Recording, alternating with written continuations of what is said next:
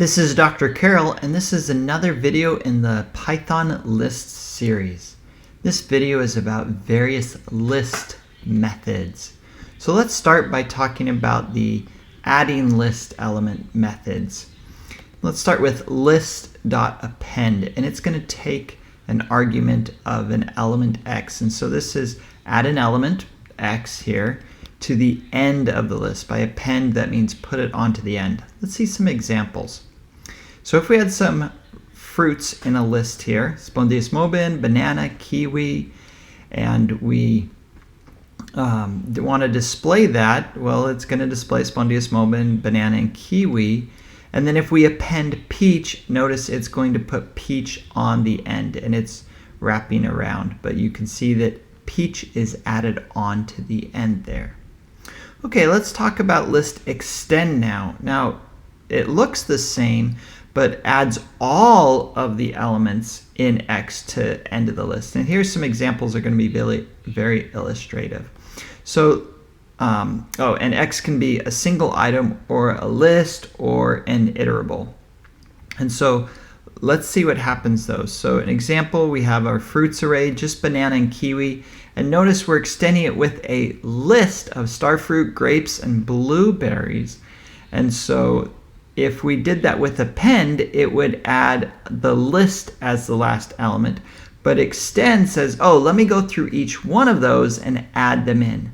Notice the last element here is not a list, but each of the elements. If we had used append here instead, it would have been banana, kiwi, and then the last element would be the list of starfruit, grapes, and blueberry.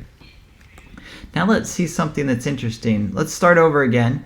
Now, what happens if we extend with mango? Now here it gets a little tricky. I said X can be a single item, but a string can be considered a sequence item, each character being its own part. And so when we display it, we have banana, kiwi, mango, each as separate elements. So that's probably not what we are expecting. And so we could have put mango into a list, or we could have just used append. So that's something to watch out for with extend.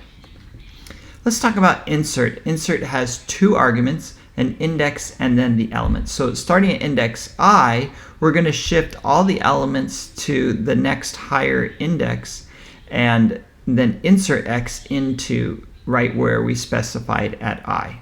So this is saying if we want to put something in, we just say, hey, where we want it, and it will make space. It won't overwrite it. If we wanted to overwrite it, we could have just used the index of at I and assigned it.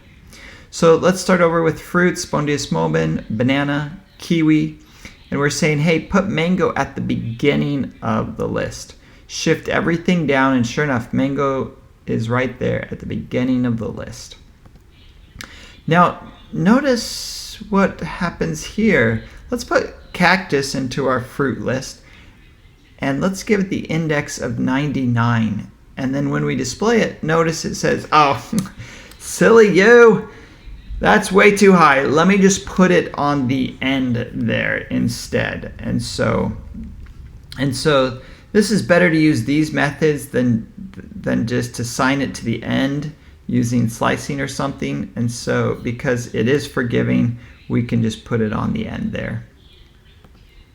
Now let's talk about removing list elements methods. So remove is a good one to talk about. It takes an argument x and it says, hey, look for at the first occurrence of x and remove it from the list. It does not remove all, it just removes that single one. So if we had banana, kiwi, banana, banana, and we said remove banana and then displayed it, fruits here is just kiwi, banana, banana. Notice it removed the first banana and only the first banana.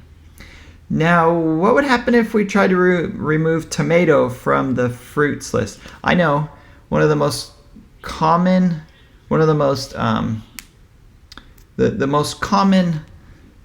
discussion we have at the dinner table is tomato a fruit or a vegetable? So we won't talk about that here. But if we try and remove tomato from the fruits list here, ooh, value error. It says, hey, that's not in the list. So we do have to be careful when we remove to know that it's there. So you might need to find it first and then before you try and remove it.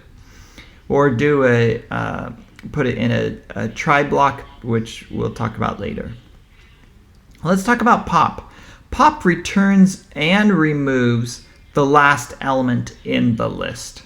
And so let's see this. We just have banana, kiwi, and we pop it and say and assign what it returned to the variable val. Then we display that it's going to display kiwi because kiwi is the last one on the list. And so we pop it off. And we display it, sure enough, it's just banana. So it did remove it. And now if we pop again, it's going to be banana, and then we are left with an empty list.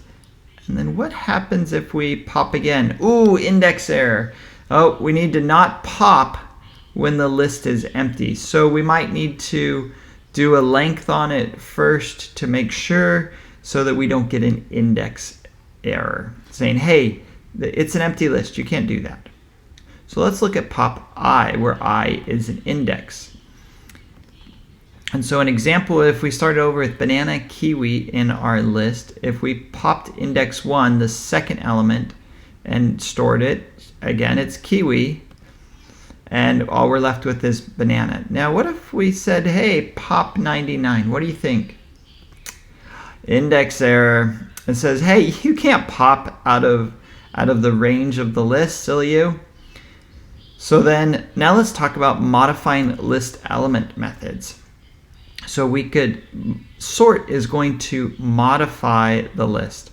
It's going to sort the elements of the list, and it's worth noting that this is going to be in place, meaning that it's not returning a copy of the list that is sorted. It is actually sorting the list. So let's see this.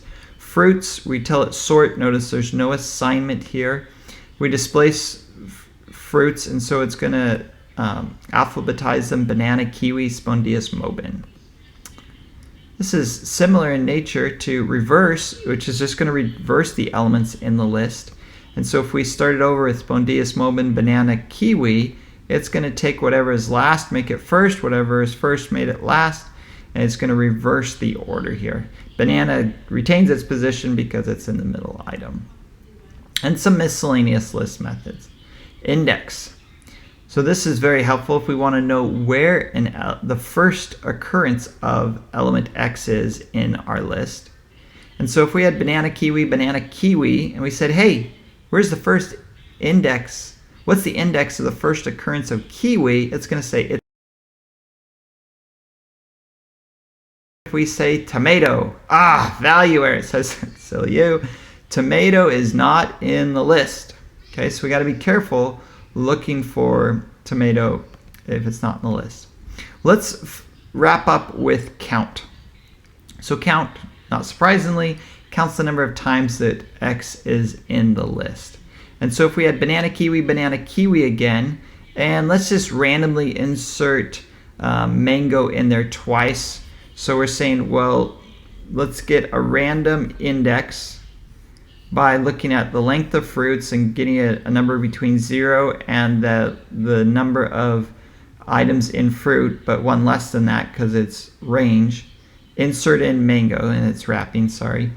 And we do that, but we need to import random to be able to do that. And then we say, hey, how many times does mango appear in this list? Well, it wasn't in the list, then we inserted it twice, so it's 2. It's in there 2 times. Now, what do you think is going to happen if you say how many times is tomato in the list? Actually, it says it's not in the list. Wasn't that nice of it? Instead of to freak out, it just said, hey, tomato's not in the list. So you could use count before some of these other ones, for example, index and other things, to say, hey, is it even in the list? That's it for this video. I hope you enjoyed it. Check out my other videos in this series.